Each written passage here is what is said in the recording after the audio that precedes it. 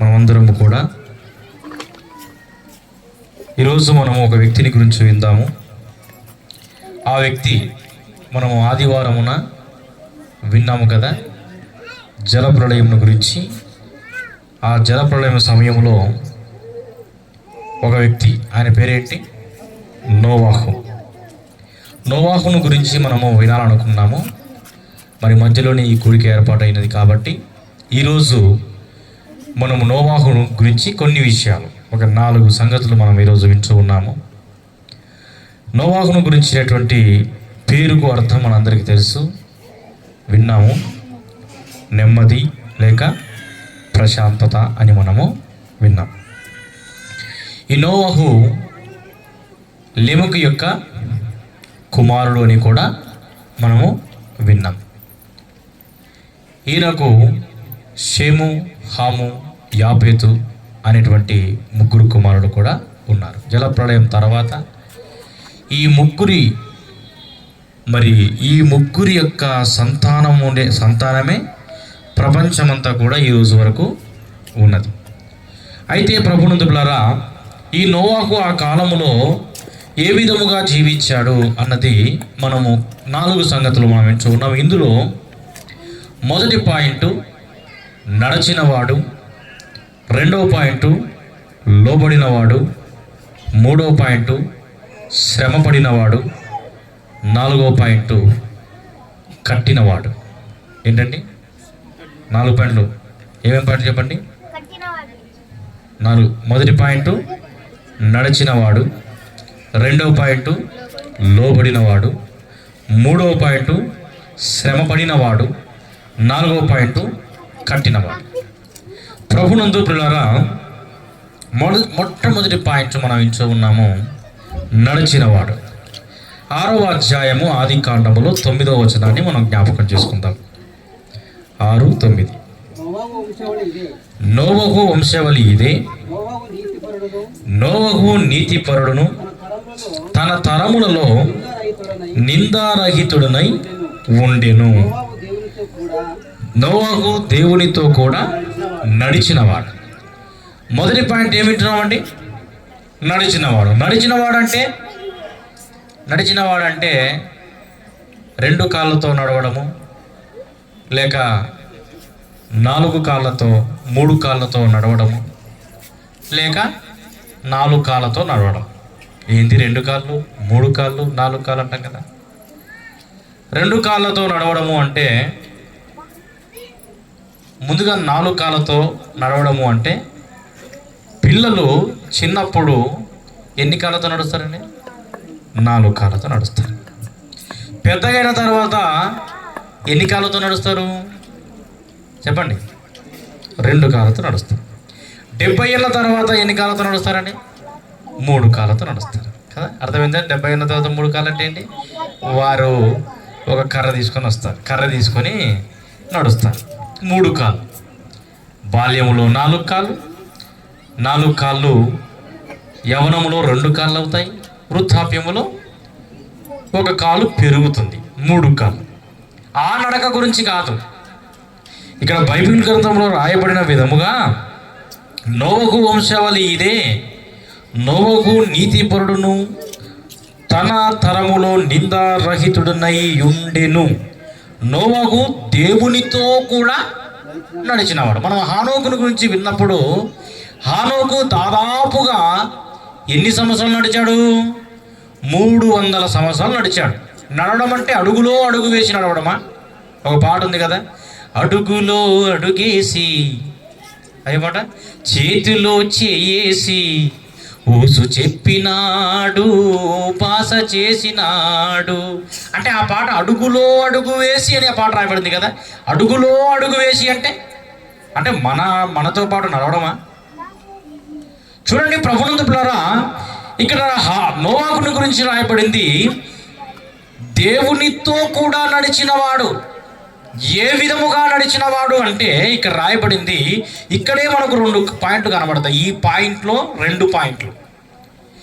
ఏ విధముగా నడిచాడు అంటే, ఎలా నడిచాడు అంటే, మొట్టమొదటిగా అక్కడే రాయబడి చదవండి, నోవహు వంశావళి ఇదే అని చెబుతూ నోవహు నీతిపరుడు అంటే ఏ విధంగా నడిచాడంట? దేవునితో కూడా నడిచిన వాడంటే దేవుడు నీతిమంతుడా అవినీతిమంతుడా? దేవునితో పాటు నడిచాడు అంటే దేవుడు పరిశుద్ధుడా అపరిశుద్ధుడా? పరిశుద్ధుడు. దేవుడు నీతిమంతుడు కాబట్టి నీతిమంతునితో పాటు నడిచాడు. దేవునితో కూడా నోవహు నడిచాడు అంటే దేవుడు నీతిమంతుడు కాబట్టి నీతిమంతునితో పాటు ఇతను కూడా ఎలా నడిచాడండి?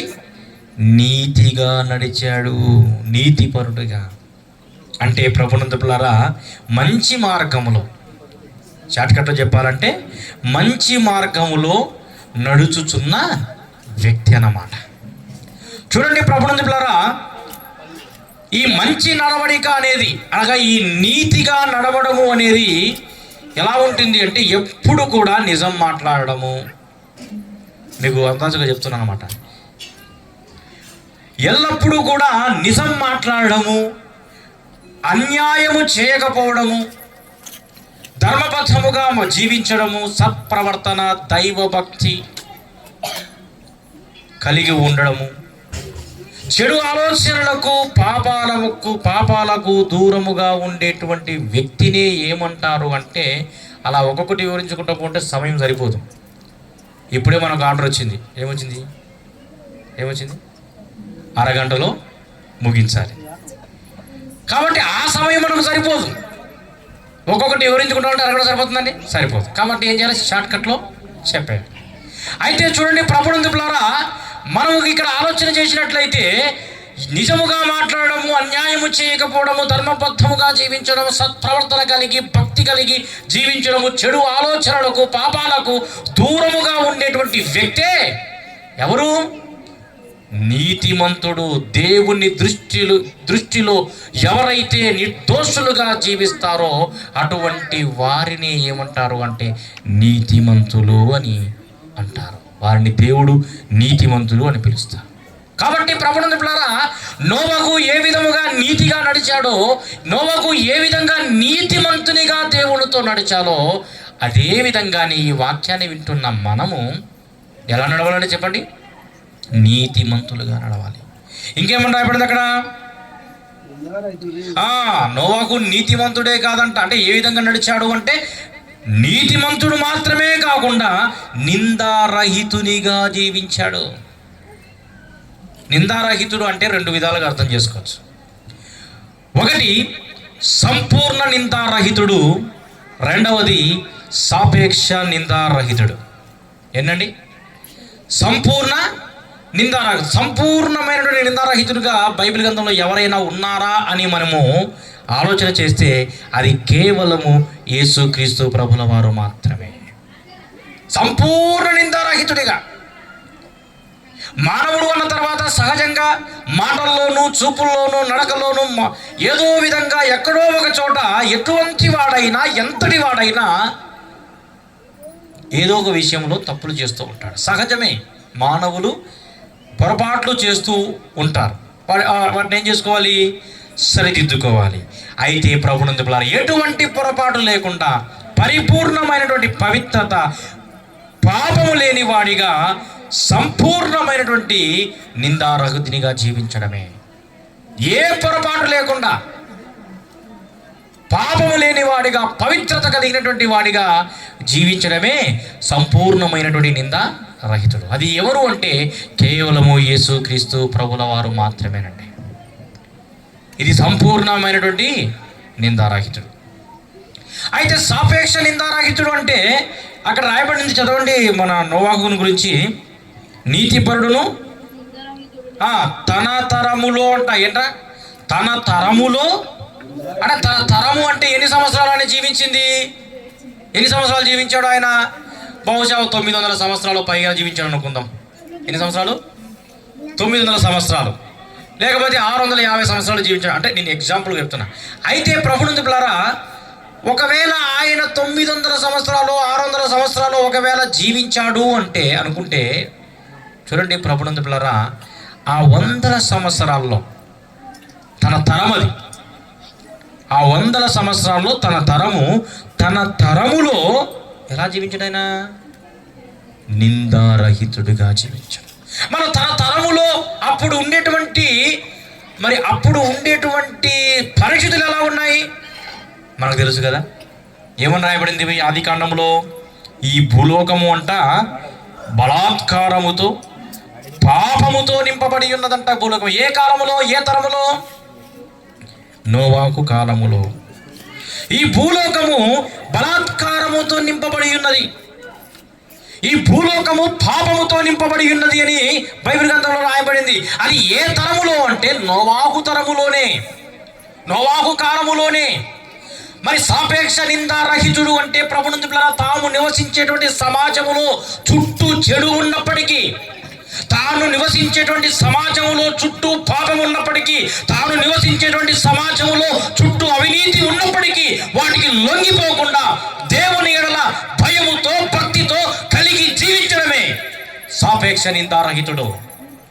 ఆ విధంగా ఎవరైనా బైబిల్ గ్రంథంలో జీవించాలంటే అది మనకు మొట్టమొదటి స్థానంలో ఈ నోవాహు మనకు కనబడతాడండి. ప్రభునందు పిల్లరా, తన చుట్టూ సమాజం పాపంతో నింపబడింది, తన చుట్టూ సమాజము అవినీతితో నింపబడింది, తన చుట్టూ సమాజము ప్రభునందు పిల్లరా చెడుతో నింపబడినప్పటికీ కూడా ఆ సమాజంలోనే ఇతను ఎలా జీవిస్తున్నాడండి? నిందారహితుడిగా జీవిస్తున్నాడు.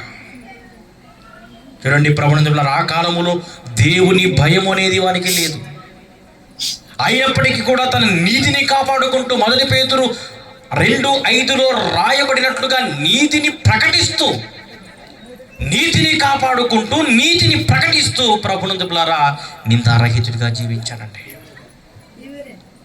చూడండి, మన చుట్టూ సమాజము ఏ విధంగా ఉన్నప్పటికీ కూడా మనము గత వారంలో తెలుసుకున్నాం కదా.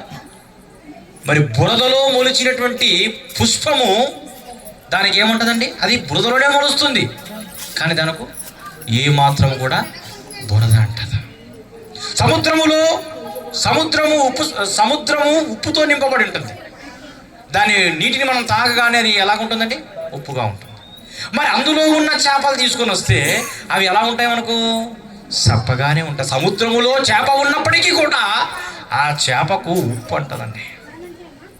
కాబట్టి ప్రభునందు పిల్లరా, మన చుట్టూ సమాజము ఒకవేళ పాపముతో నింపబడి ఉన్నప్పటికీ కూడా మనము అందులోని నీతిమంతులుగా, అందులోనే సాపేక్ష నిందారహితులుగా జీవించాలి. యాకోబు పత్రికలో ఒక మాట రాయబడింది, 4:4 త్వరగా. ఇంకా 2 పాయింట్లు ఉన్నాయి మనకు, ఇంకా 3 పాయింట్లు ఉన్నాయి. ఈ లోక స్నేహము దేవునితో వైరం. ఏంటండి ఈ లోక స్నేహం? అతడు ఈ లోకంతో స్నేహం చేయలే. ఎవరితో స్నేహం చేశాడు? దేవునితో స్నేహం చేశాడు. ఈ లోకముతో స్నేహం చేయలేదు ఆయన. అయితే యేసుక్రీస్తు ప్రభుల వారు ఈ మాట అంటూ ఉన్నారు. ఏమంటాడంటే యేసుక్రీస్తు యాకోబు పత్రిక 4:4 యాకోబు ఈ మాట అంటున్నాడు. ఏమంటాడంటే ఈ లోక స్నేహము దేవునితో వైరం. ఇంకా చదవని కింద, మీరెరగరా? కాబట్టి ఎవడు ఈ లోకముతో స్నేహం చేయగోరునో వాడు ఏమవుతాడండి? దేవునికి శత్రువు అవుతాడు. మరి నోవాహు అలా జీవించలేదు.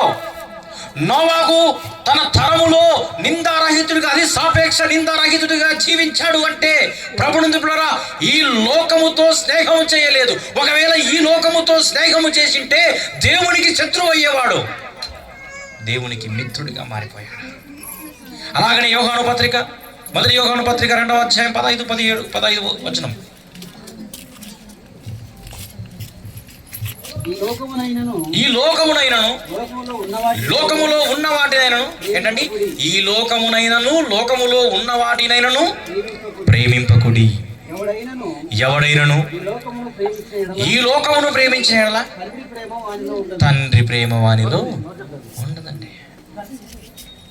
ఈ లోకమును ప్రేమించిన యెడల, పాపపు లోకమును ప్రేమించిన యెడల దేవుని యొక్క ప్రేమ వానిలో ఏ మాత్రము కూడా ఉండదు అంటున్నాడు.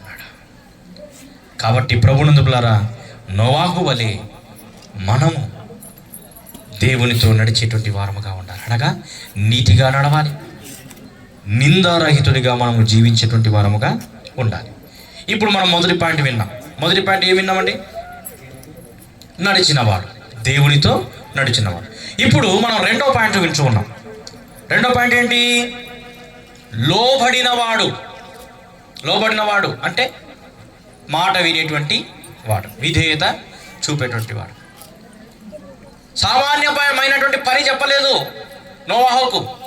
మనం ఏదైనా చిన్న పని చెప్పినా కూడా ఆ పని చేయడానికి ఎంత సమయం పడుతుందో మనకు. ఒక పిల్లోడికి వీడియో పెట్టు బాబు అని చెప్పిన, కనపడకుండా పోయినాడు, అడ్రస్ లేడు. నేను చూస్తున్నాడు ఆ పిల్లడు ఎక్కడ పోయినాడు అని చెప్పేసి నేను వెతుకుతున్నా. అడిగితే ఇంటికి పోయినాడని చెప్పిన. ఏం చెప్పిన పిల్లడికి? వీడియో పెట్టు బాబు అన్న. ఇప్పుడు నేను ఇక్కడ వాక్యం చెప్పుకుంటూ నేను వాక్యం చెప్తుంటాను. ఆ మొబైల్ ఒకవేళ కిందికి జరిగినా పైకి జరిగినా నేను వెళ్ళగలుగుతానండి? అది ఒకరు ఉండాలి ఆపరేట్ చేసేవాళ్ళు. ఆ సౌండ్ సిస్టమ్ దగ్గర ఒకరు కూర్చోవాలా? ఆ సౌండ్ గుర్రుమనింది అనుకో, అప్పుడు ఏం చేయాలా? నేను పోవాలన్నా? మెయింటైన్ చేసేవాళ్ళు ఉండాలా? అయితే ప్రభునందులారా, నేను చెప్పింది కఠినమైన పనులు కాదు, కానీ దేవుడు నోవాహుకు కఠినమైనటువంటి పని చెప్పినా కూడా ఆ పనిని తూచా తప్పకుండా ఏం చేశాడండి? పాటించాడు, లోబట్టాడు. దేవుడు చెప్పాడు, సాకుడు చెప్పలేదు. ఏమని చెప్పాడు? 6:14 చదవండి. చితిసారకపు మ్రానుతో నీ కొరకు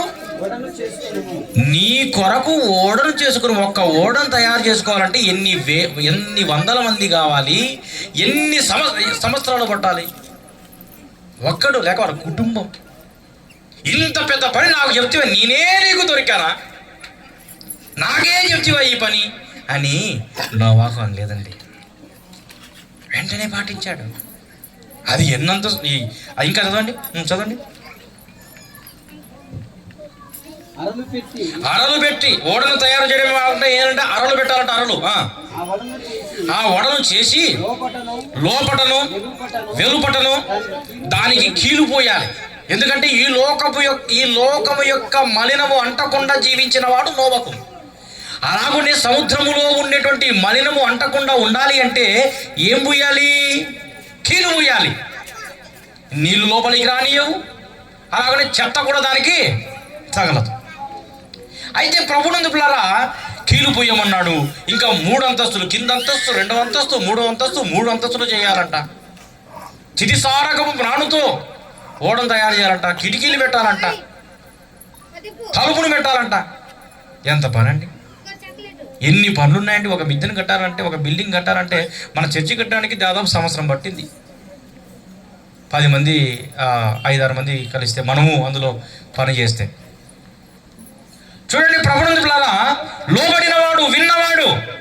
అంత పెద్ద పని చెప్పినప్పటికీ కూడా ప్రభునందు పిల్లరా నోవాహు విన్నాడండి. దాని కొలతలు మనం పోయిన ఆదివారం విన్నాం కదా. దాని కొలతలు ఎన్ని విధాలుగా: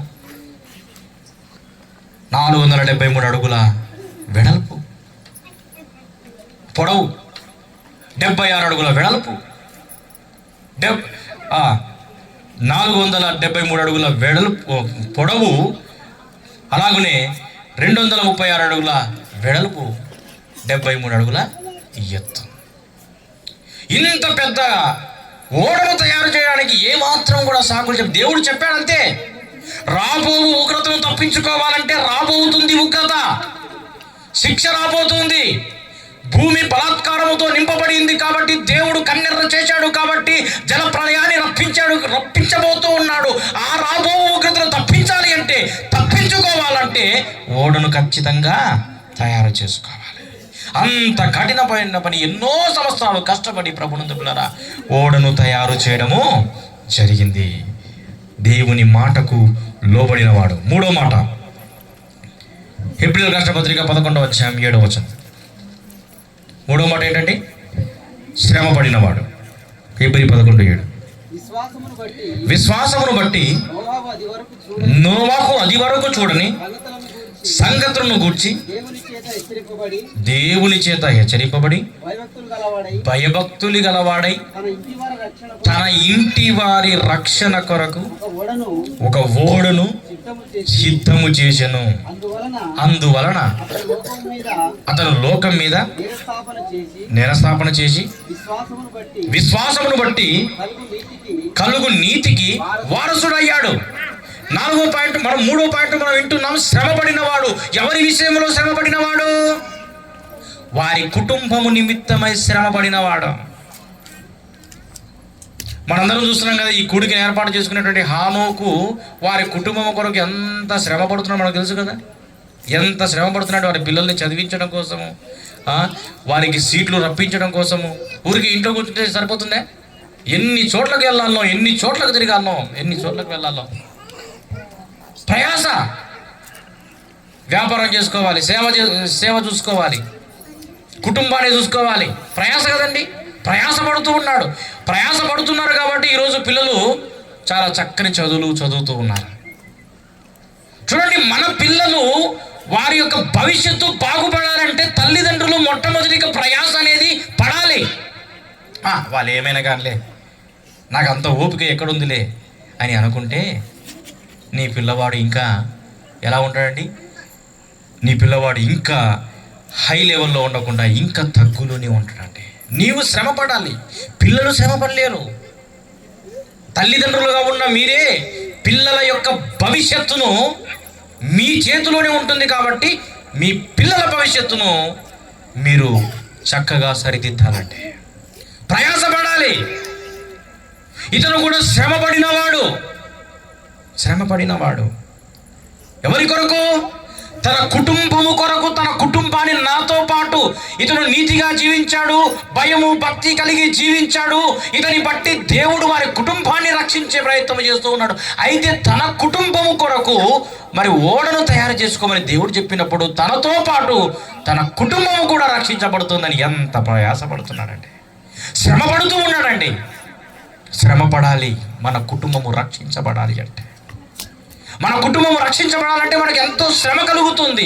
ఆ శ్రమలో మనం పాలు పంపులు పొందాలి. కుటుంబం అంతా, మరి వీరి కుటుంబం అంతా మందిరానికి వస్తున్నారా? అందరూ వస్తారు. మరి నీ కుటుంబం ఎలా ఉంది? నీ కుటుంబమును నీవు వస్తే నీ భార్య రావట్లే, భార్య వస్తే భర్త రావడం లేదు, పిల్లలు వస్తే భార్య భర్తలు రావడం లేదు, భార్య భర్తలు వస్తే పిల్లలు రావట్లేదు. సగం కుటుంబ సమేతంగా. ఆదికాండం 6వ అధ్యాయం 17-18 వచనాలు వస్తారు, మనం చదువుకుందాం త్వరగా. ఆదికాండం 6:17-18. ఇదిగో నేనే జీవవాయువు గల సమస్త శరీరులను ఆకాశము క్రింద ఉండకుండా నాశనము చేయుటకు భూమిదికి జల ప్రవాహమును రప్పించినప్పుడు లోకమందున్న సమస్తమును చనిపోవును. అయితే నీతో నా నిబంధన స్థిరపరచుదును, నీవును నీతో కూడా నీ కుమారులు, నీతో పాటు నీ భార్య, నీతో పాటు నీ కోడన్రు ఆ ఓడలో ప్రవేశింపవలెను. ఎంతటి మాట అండి.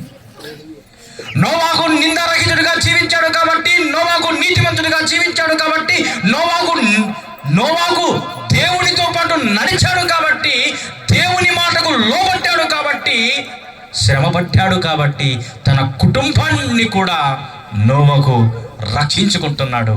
మరి నీవు నీ కుటుంబం కొరకు ఎంత శ్రమ పడుతున్నావు? నీ కుటుంబం రక్షణ కొరకు నువ్వు ఏ విధంగా ప్రయాసపడుతూ ఉన్నావు? అది ఒకసారి జ్ఞాపకం చేసుకో. ప్రయాసపడాలండి. అతన్ని బట్టి నీవు మాత్రమే కాదు, నీ భార్య, నీ పిల్లలు, వారి భార్యలు అందరూ కూడా రక్షణ ఓడలోకి రండి అని చెప్పేసి దేవుడే చెప్పాడండి. నోవాహు తన కుటుంబాన్ని రక్షించుకున్నట్లుగా నీ కుటుంబాన్ని రక్షించుకోవాలి. ఎన్ని పాయింట్లు ఇలా ఉండి మనం? 3 పాయింట్లు కదా. ఇప్పుడు 4వ పాయింట్. 4వ పాయింట్ ఏంటి? మీకు పాయింట్లు గుర్తున్నాయా?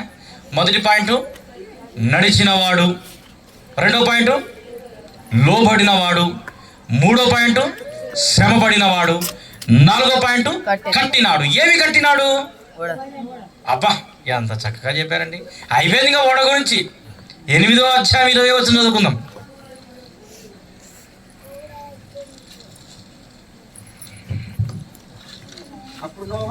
అప్పుడు నోవాహు యెహోవాకు బలిపీఠమును కట్టి పవిత్ర పశువులన్నిటిలోను పవిత్ర పక్షులన్నిటిలోను కొన్ని తీసుకొని ఆ పీఠం మీద దహన బలి అర్పించాడు. ఇప్పుడు చెప్పండి, ఏమి కట్టినాడు?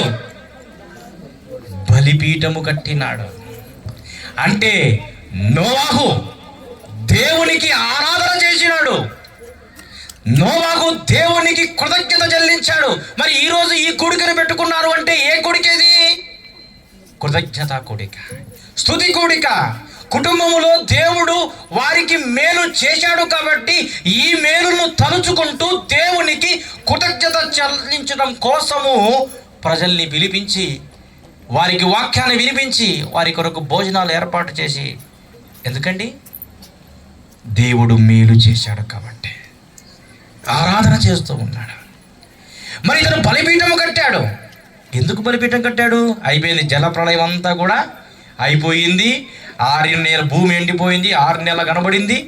ఇప్పుడు వాళ్ళు ఒక యుగం నుంచి మరొక యుగంలోకి అడుగు పెట్టారు.